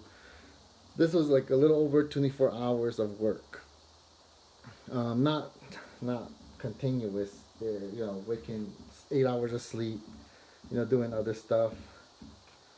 And but what I do is I also pre-polish this the wire. When it's still a wire, I hand polish it. It's not really I don't use any machines, electricity. Everything's hand tools. The only thing is probably just the wire, the factory, wherever they make it with. It's this brand that I use, Wenol. This is for polishing up like the chrome on the cars, the automobiles and stuff. I'll put a little bit on a rag. This is part of a T-shirt. It could really just be any kind of fabric. I've wanted to try microfiber. So there's some. That's the tarnish, and that's from polishing the silver actually off of it, and then I just squeeze out. It's very it's almost like a more watery lotion. I just put a very little on there, and then I just rub it against. I slide it from up top, from right here, and then I just slide it the whole length as much as I can go, because it's still coiled on the floor. This is, I don't know what the length is. I can check that out now, but I just went to the this trading post.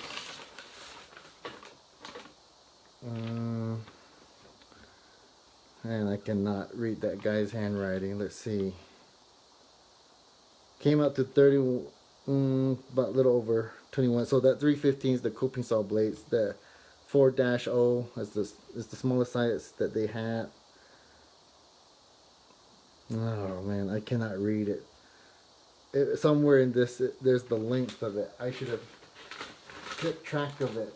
It comes out to a long length, because the price of silver per ounce is really low. I don't know what it is now, but I never could buy this much silver with $20.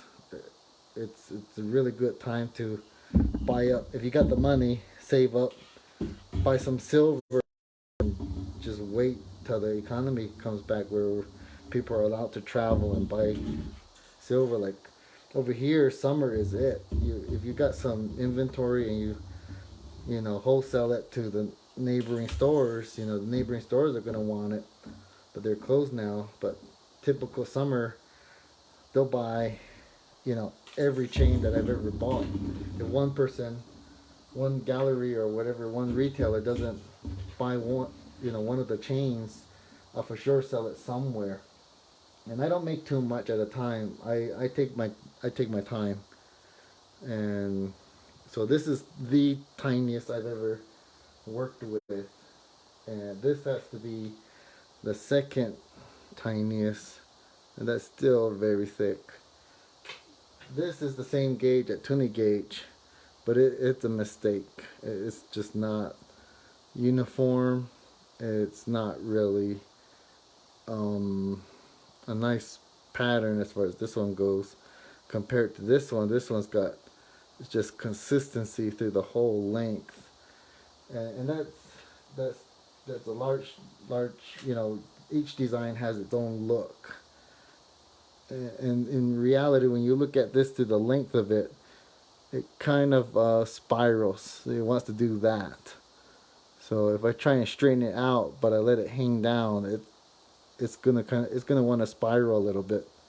So even though it looks like it's just one design, straight, it actually naturally, when you make it long enough, it'll want to spiral on you.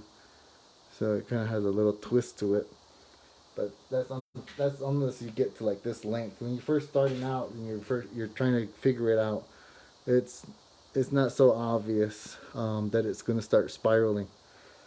So what I wanted to do was show how to start the.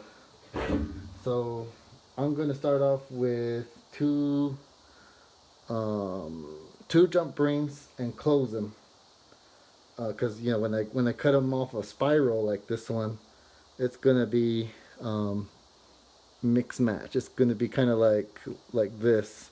So I close them up and then I file where they join together.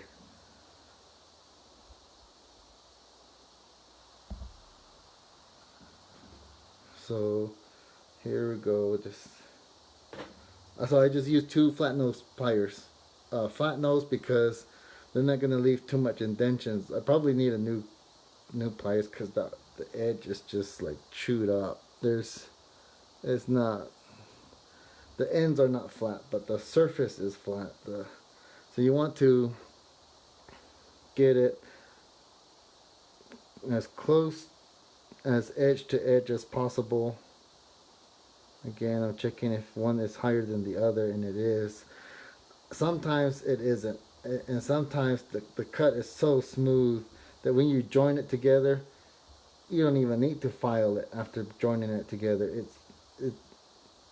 I guess it's just the cutting and the wrapping around the tool. So because it's so tiny, I'm gonna let it hold it, and then I'll hold it with the pliers, and then I'm going to file it. So there's some flap of silver on the ends, and you want to get as much excess silver off of it from sawing it with the coping saw, so that way it doesn't catch on the threads of clothes. Like I intend to make necklaces out of this, and then I feel it. I rub I rub the surface of the jump ring, and I can tell if it's, how smooth it is. So there, I saw like there's pieces of silver coming off of it because the coping saw is so rough. I've seen kits from Rio Grande where you have this kind of a coil, and you completely, you cut off the wire, you take this off, and it's in a little box, and you get a rotary tool like a Dremel. Dremel is name brand, but a rotary tool, and you put a blade on it. It looks like it's got teeth on it all the way around it.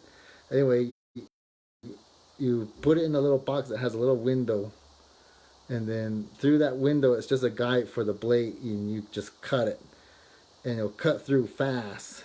And then you open up this box. I think it slides open or something, and it's just all these. It's just a pile of jump rings in there, and it's very fast, very instant. But a lot of those jump rings, because of the speed and the roughness of the blade, it's a mess. It's a very fast way to end up with jump rings, but it's I guess the process is not so delicate. So this coping saw, doing it by hand, not rushing with these delicate, silver soft. So doing it in a very delicate way, you end up with a more quality product. Anyone, who's shopped for chains, there's a difference between jump rings. So to begin this this chain design called Jen's Pine. I've got 2 jump rings closed, and then I got one that's open, and I'm just gonna put the 3 together. So now it's like 1 and 2. There, just like that. I'm gonna close up the jump ring. Now, when starting this chain, you look up on YouTube. You look it up. Again, JENS space PIND. Jen's Pine. No apostrophe S. It's just I don't even know what that means. I believe no one really knows much about this design, but it's out there. There's instructions out there. I followed them for years. It took me 5 years to finally make a successful chain because the instructions are so confusing. There's people who are naturals at making these chain designs, and they read one instruction and they can do it. I like working and focusing on the craftsmanship. I like the patterns that emerge. I like how I can change up the pattern and come up with a new design completely. To me, it's mathematical. That's why I integrate math with these, trying to figure out, trying to guess. I guess I can get an educated guess using math with future designs. If I wanted to make a smaller one, like say a 22 gauge, using 22 gauge round wire, I could come up with a very close inside diameter, something that would need to wrap it around. So like this one's a lot smaller. So these are just those L wrenches, and this black one, it has a lot smaller diameter than this chrome plated or whatever nickel plated one, and this might very well be the tool required to make a 22 gauge round wire chain. So I use this tool, the caliper, and I can measure distances. So earlier I had mixed up my jump rings, and this one uses a slightly bigger jump ring than the ones that I've been cutting out right now. So these two are both the same gauge, but use different size jump rings. Well, the difference between the two is that the larger chain is about 22.8. No, now let's see, let me recalibrate my caliper. Let's see. Okay, so here we go. That's 4.4 millimeter. The outside diameter of the jump ring. So I was able to catch those out because I knew I could separate those from the usual pile. Here we go. Here's the one that is for the one I'm making. There's 4.2 right there. 4.2. The other one being 4.7. So it's a fraction of a millimeter. This caliper is not the most accurate, but now I'm reading 4.5. But the point is, I could see the difference. There's 4.2 and 4.5. That's a 3 millimeter difference. But it's only that difference, when you're working with this scale, that'll change the design. So if you can, or you have a picture of a chain, like say you go on YouTube and find a design, find this design, take a screenshot of it, print it out, whatever you got to do, but you have to have a reference. So just putting in 4 jump rings together in this design, there's 6 ways of doing it and 2 ways to get it right. So that means there's 4 ways to get it wrong. You can put 4 jump rings together, and there's some You know, you've got to put it together in the right way. So the best, so if you think about it, well, the way I think about it is there's this possible way that it can work. That's why I keep this around. It's my reference.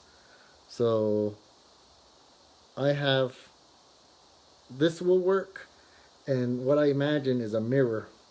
And put a mirror next to this, and the arrangement of the jump rings is a mirror of this pattern, and that's another possibility. So those are the two possible ways to do this pattern. If it's not looking like, if you put it in any other, it will, four jump rings will connect to each other in four other possible ways, but the spacing, so you're adding jump rings to this tip, you're adding jump rings to the end, and the spacing in between the jump rings eventually will get so tiny that you can't even add any jump rings. You put it in one direction. I mean, you put it in the wrong, one of the wrong ways that'll happen is the whole chain will start to curve, and it'll be just a solid piece of metal. The more jump rings you put into it, the more solid it gets, and it just eventually the same difference. You can't add another jump ring into this tiny space. It's already tiny, but I mean it'll go in, like I said, four different ways. So that is wrong. So now we've got these three. There's two connected to one. That's how I think of it. Now we're gonna add the fourth one.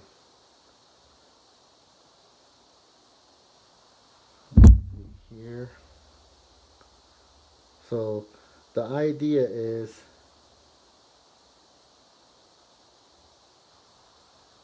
we're trying to get, so another way to think of it is a very close design to this is it spiraling. So if you try to twist these, you can kind of see how it can kind of spiral. So you get your fourth ring, and you want to put it through two of them. So the last two,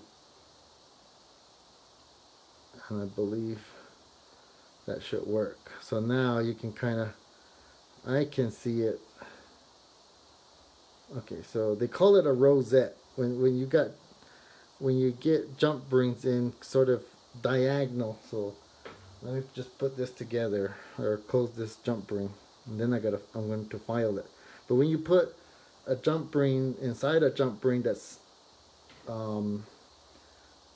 an angle, they call it a rosette.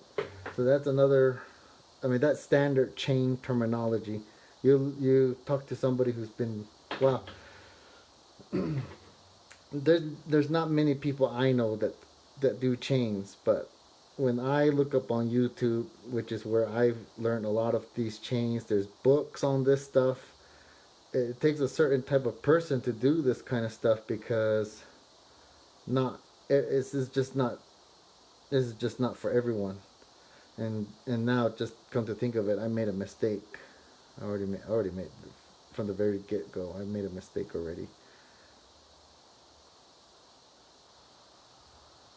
But the second one's all right. So I made a mistake, so I can take off the first one and put it on the opposite end.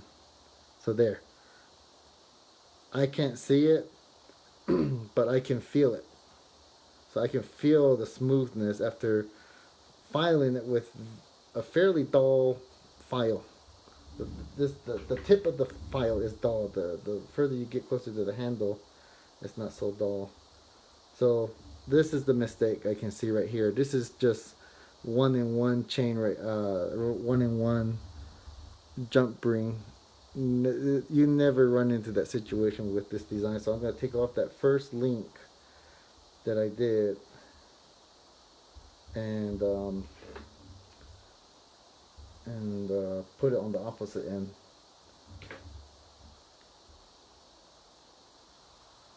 opposite end because the opposite end is already going to a good start. So here's what they call, it's tough, kind of, these two jump rings are kind of in each other's loop but at an angle, right there. They call that a rosette. And then so I have to split that one, not really split it, I just have to put this one inside of it. So every time you add a jump ring, you're putting the jump ring through two jump rings at a time. I can't even hold it. I need to hold it with these pliers here. There we go. So there's one jump ring on one end, there's the rosette, and then there's the jump ring I'm adding to the opposite side. So it's like,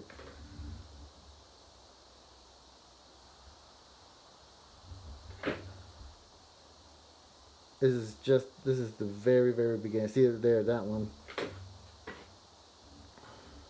I was gonna say this one's really smooth already because I already filed it. So I just have to file it just a little bit. There it's very smooth now. So I just keep filing every jump ring I add, and the whole chain will become, I mean, you run the chain between your fingers or along your skin and it's going to be smooth. So now we've got the beginnings of the chain. So getting to this point is pretty easy. The next part is finding out where do you go after this. It's like a puzzle. There's many ways you can go from this direction.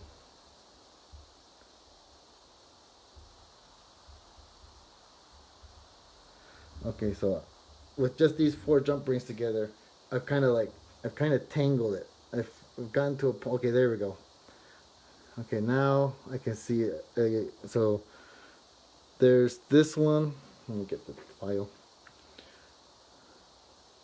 There's this one right here. It's crossing, kind of coming at a cross through here. Now this last jump ring I added, here we go. This last jump ring I added, it's sort of overlapping on this one, kind of like the way shingles on the roof, sort of overlapping. That's part of the design. Now this other one right there, this other one back here, that one is coming around and going into this chain. So in my mind, I know I'm going in the right direction so far because that's the look. That's the look. The look of this chain is like a bunch of shingles. In my mind, I say this is like shingles. So here's one already. The pattern can be seen. This one right here is overlapping to here, and that one's overlapping there in the same direction. You twist it a little bit, the shingling or the overlapping is going in the opposite direction. This one's overlapping this one's overlapping this. Rotate it a little bit. Now the design is going in the opposite direction, or the overlapping. This one overlaps that, this overlaps that. So now you can see, so the next jump ring would go through this and this jump ring. So you would go through this, you would go and add the jump ring right here because you want the next jump ring to be overlapping this one right here. You want it overlapping and kind of like resting on the jump ring like this. But this design, I mean the gauge, it's nothing wrong with this pattern.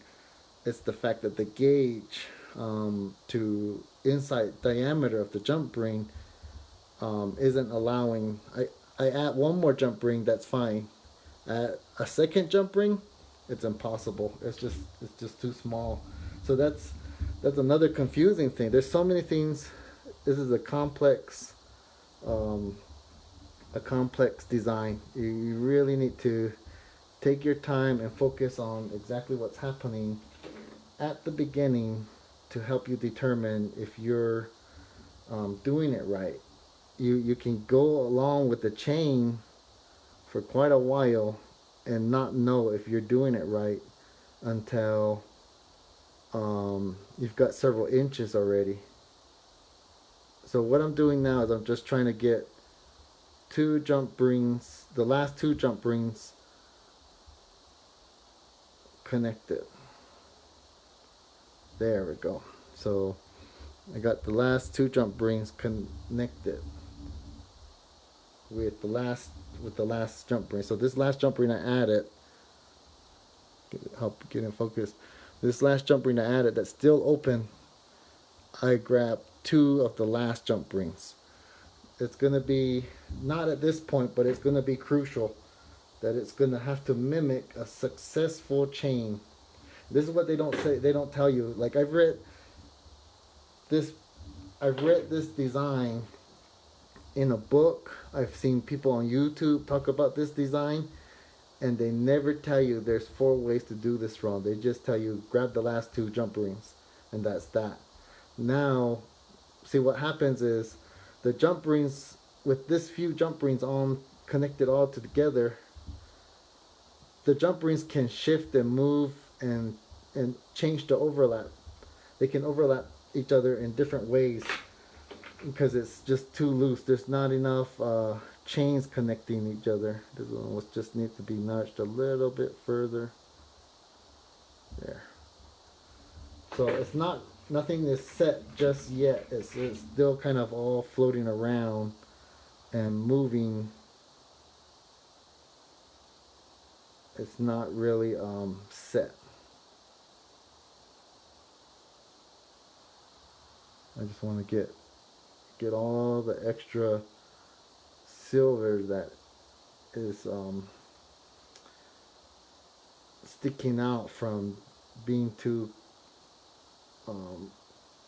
I must have cut this jump ring way too fast with the coping saw blade. It's just really rough. And so it's taking a while just to add just one jump ring because I'm more concerned on the craftsmanship and functional. It's got to be functional. It can't be shredding up somebody's shirt, you know, the end of a long sleeve shirt. You know, I've seen people wear wear chains, and they're wearing a nice wool shirt or wool sweater, and the individual threads are getting caught on the chain because it was just a very cheaply made. I mean, the craftsmanship of the chain was not. It was, whoever was making the chain was not making sure the jump rings were smooth and closed. The jump rings were kind of open. There we go. So this is the very start, and from here we can go any direction. But so that we can make the chain wrong. We want to make the chain right from the get-go. So what I do is I identify, like for instance, what's going on here. This last one, it's overlapping, you know, this one right here, right there, and then this one's overlapping this one right here. So this could be kind of, these are like flat facing towards us, and then there's these two right here. There's these 2 rows right here, right here, right here, and then this one's overlapping these 2. So this is 6 jump rings in this one little section. That's all I need. It's just 6 directions to get 6 jump rings to get the design just solid. So here we go. We got, I want to orient it into the same direction. So now I'm going to find out, where is this? Okay, so I'm looking at this, and I'm putting the last jump ring in the same position as the larger one, and I can see that it is mirror image. This one that I'm making is not identical to this one. It may look identical, but if you were to put a mirror between the two, you would see that they match up, but only in the mirror. This is reverse of this, so that's good. That's good. At least it's similar in that way. If it has to be similar at least in that way, or be identical. Identical arrangement. Those are the two possible correct ways of making this chain design. That is what I have never heard anyone talk about. They just say loop up the last two, and keep going. And that's what I mean. Like, these people are naturals. They can read instructions on how to make a chain and make it right the first time. That didn't happen to me. So it took 5 years of trial and error, because I say, okay, I'm listening to it. I believe I'm doing it right. And then put it together, and it's just not happening. I tried bigger, I tried smaller jump rings, and still couldn't do it, couldn't figure it out. And it ends up just being that it was way more complex than they were describing it. So it helps. You can use this if you want to begin with this, video. Take a good look at this chain and refer to it and say, this is what it's got to look like. It's got to be in this same order. The overlapping has to be, so, well, another way to look at it is every other row of